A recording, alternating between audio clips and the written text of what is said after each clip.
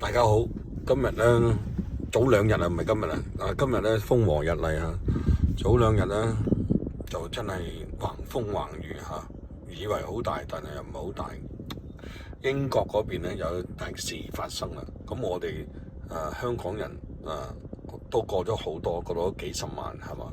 咁呢幾十萬人咧，今日收到一個消息，原來呢個英國佬佢話真係唔俾你用 BNO 攞到永居，本來就講好咗5年之後攞永居，但係而家咧好似斐濟群島咁樣，好似斐濟共和國咁啦。佢話：喂，我攞次係咁佢好過斐濟。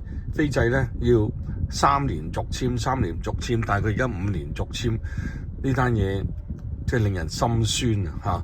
堂堂泱泱大國，當年統治成個歐洲。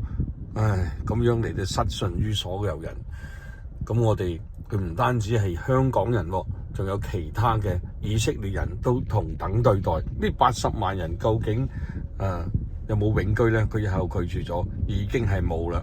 咁樣，但係唔緊要嘅，香港係你嘅家，香港是你的家，我哋獅子山永遠歡迎你。